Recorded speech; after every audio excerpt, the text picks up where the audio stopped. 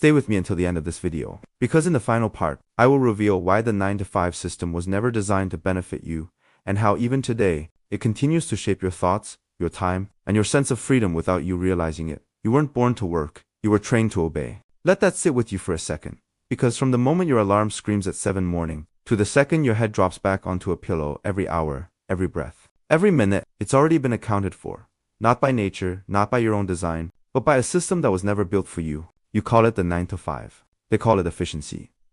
But let's tell the truth. The modern workday didn't evolve because it was the best way for humans to thrive. It was engineered in its roots. They lie deep within the most oppressive regimes of the last 100 years, including Nazi Germany. Yes, that sounds extreme, until you look at the facts. Because what we now consider a normal work routine, waking at a scheduled hour, clocking into a job, staying put under supervision for 8 hours, and returning to rest only to repeat the cycle didn't appear naturally with the rise of industry. It came from the need to shape human behavior for maximum output, to condition minds to obedience, to mold people into predictable units of productivity. And the scariest part, you think it's normal? Centuries ago, time wasn't measured in minutes, it was measured in sunlight. People woke with the dawn, worked with nature, rested when tired. There were no clocks, no schedules, and most importantly, there were no bosses. But that all changed with one invention, the factory.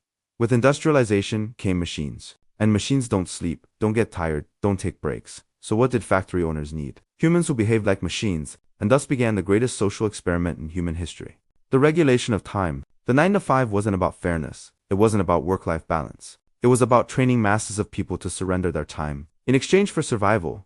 Let's fast forward to Germany in the 1930s. When the Nazis rose to power, they didn't just control speech, or religion, or politics. They controlled time. Factories, farms, schools, every domain of life became synchronized, militarized, and timed to precision. Labor wasn't just about building weapons or infrastructure. It was about building obedient citizens. They enforced strict schedules. Workers had to show up on time, wear uniforms, follow orders, even outside military life. Because in their ideology, freedom was chaos and control was salvation. The 8-hour workday. It was the perfect tool, long enough to consume your best hours, short enough that you wouldn't rebel because it could be worse. Sound familiar? The Nazis didn't invent the 9-to-5, but they perfected it and weaponized it. What began as an industrial need became a psychological framework. The worker wasn't just a laborer anymore. They were a soldier of the state.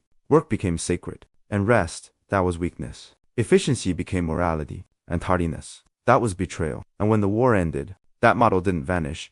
It spread to the US, to the UK, to the rest of the free world, not because it was moral, but because it worked.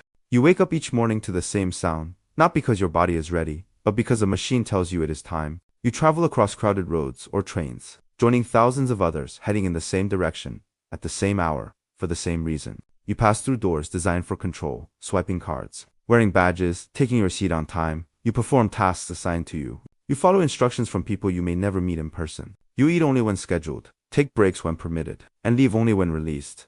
By the time you return home, your energy is gone. Your thoughts are dulled. The few hours left are not for you to explore who you are. They are for recovery. Just enough rest to do it all again tomorrow. This is not freedom, it is repetition. It is programming. And the most dangerous part is that you have been told this is normal. Historically, time was not broken into 8-hour blocks. People lived in sync with nature. They worked when there was light, rested when tired, and adjusted according to the seasons. Time belonged to the body and the land. But with the rise of industrial factories, everything changed. Machines did not follow nature. They ran constantly. And in order to serve them, people had to be reshaped. The factory did not need individuals. It needed predictable units, workers who would arrive on time, perform repetitive tasks, and not question the process. This is when time stopped being organic. It became mathematical, divided, and weaponized. It was no longer about living, it was about controlling. What emerged was the idea of the model worker, someone who showed up punctually, followed rules without complaint, and measured their worth through output. Productivity became a virtue. Exhaustion became a badge of honor. To wake before the sun and return after dark was considered noble, even if your life was silently slipping away. And so a dangerous illusion took hold, that to be useful, one must surrender time, that to be respectable, one must be exhausted. But time is life. And what this system really demanded was that you give away your life in small pieces, every single day.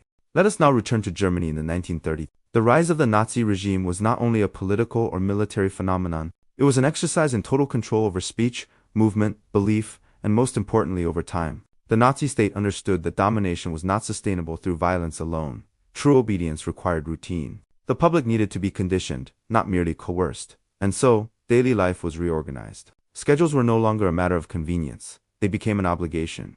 Factories, schools, farms, and households were all synchronized to a national rhythm. Work became sacred. Punctuality was patriotic. Tardiness was viewed as weakness, even betrayal. Individuals were judged not by their thoughts, but by their consistency, their productivity, and their loyalty to time. The workday under the regime was not just a tool of economic growth, it was a psychological weapon. By controlling when people woke, worked, and rested, the states shaped how they thought, what they believed, and what they feared. Labor was no longer a means of survival. It became a symbol of allegiance.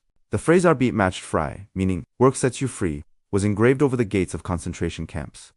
Though horrifying in context, it also reflected the broader ideological truth of the system. Work was not merely encouraged, it was enforced, moralized, and ritualized. What is often overlooked is how effectively this structure outlived the regime itself. After the war, as countries rebuilt, many of these labor philosophies persisted. The tools of time, discipline, schedules, uniforms, routines were too efficient to abandon. They had proven their value not just in controlling people, but in extracting maximum productivity with minimum resistance. In the decades that followed, especially in the United States, corporate culture absorbed this model. Soldiers returning from war brought back not only trauma, but a learned obedience to hierarchy and routine. They entered a workforce that mirrored the military. Clear chains of command, fixed hours, standardized behavior. The battlefield had become the boardroom. The uniform became a suit, the command post became the office, and the order to march became the expectation to perform. From this point onward, the 9-to-5 workday was no longer a question of practicality. It became the moral standard. Those who deviated from it, the artists, the wanderers, the thinkers, were labeled unproductive, lazy, irresponsible. In truth, they were only untamed. In modern society, the tools of obedience have changed. Whistles and orders have given way to meetings and email. There are no guards patrolling factory floors. But there are calendars, notifications, biometric scanners, and performance reviews. The control remains. It has only become more sophisticated. What was once external enforcement has now become internal expectation. People no longer need to be told to arrive at 9 and leave at 5. They do it automatically, even proudly. They measure their worth in hours worked. Meetings attended, messages answered. The cage has disappeared, but the obedience remains. This is the genius of modern control. It does not require violence or overt authority. It only requires belief. The belief that your time belongs to someone else. That success is measured by compliance. That exhaustion is proof of value. We are no longer forced to follow the clock, we worship it. Even as technology has liberated us from physical offices and rigid hours, we continue to operate within the same outdated framework. Remote workers still feel guilty for taking breaks. Freelancers recreate fixed schedules out of habit. Students measure their progress not by insight, but by how closely they mimic institutional structure. The system no longer needs to be enforced. It has been absorbed. It lives inside of us. You can see it in the way people speak.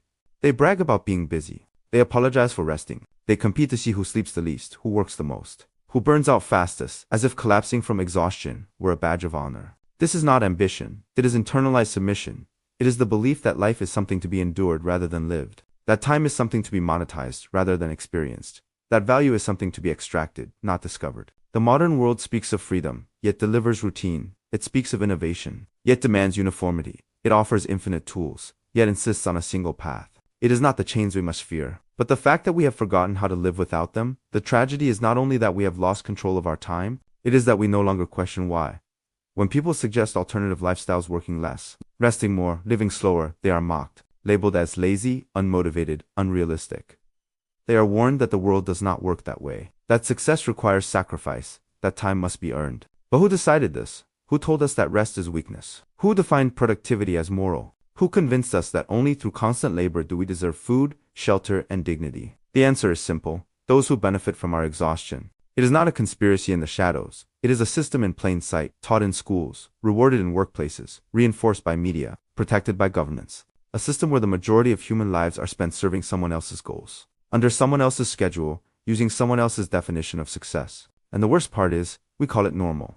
There have been moments, brief, scattered, fragile, when people resisted this model of living. Times when entire communities, cultures, even nations, questioned whether human life must be governed by fixed hours and endless labor. In the early 20th century, before the idea of the 9-to-5 became dominant, alternative movements were rising across the world. Artists, philosophers, anarchists, and spiritual groups experimented with slower lives. They lived in communes. They rejected clock-based discipline. They worked when needed, created when inspired, and rested when tired. Some of these experiments lasted for years. A few still exist today, hidden in remote villages, overshadowed by mainstream culture. but most were crushed. Not because they failed on their own, but because the larger system could not tolerate them. Governments imposed labor laws that disguised control as protection. Corporations refused to hire anyone who did not conform. Media labeled the dissenters as lazy, dangerous, unpatriotic. And slowly, these movements vanished, not through violence, but through isolation, ridicule, and economic starvation. Even great revolutions, which promised liberation from oppression, often ended up reproducing the same structure. The Soviet Union claimed to overthrow capitalist exploitation, yet built its own version of time discipline and productivity control. China, after revolution, also imposed strict work quotas and timed routines. Even socialist experiments ended up organizing life by the same principles they claimed to reject. Why? Because controlling time is more powerful than controlling property. A man who loses his house may rebuild it. A man who loses his time loses himself. And so, every time history has offered us a door out of the system, we have been taught not to walk through it. We have been told that structure equals survival, that chaos is dangerous, that only through routine can civilization survive.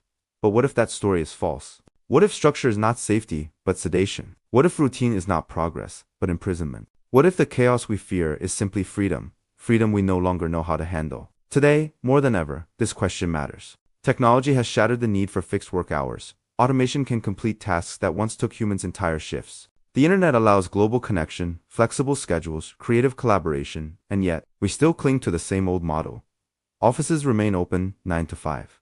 Schools still ring bells. Labor is still measured in hours, not impact. We have liberated our tools, but kept ourselves in chains. Why? Because breaking free would require more than new software or policy. It would require new beliefs. It would require rethinking value, purpose, success, and identity. It would require admitting that much of what we were taught about discipline, work ethic, and responsibility was designed not to help us, but to control us. That kind of admission is terrifying. It threatens the stories people tell about their lives. It threatens the pride they take in their sacrifice. It threatens the foundation of entire economies, industries, and national myths. And yet, without that confrontation, nothing will change.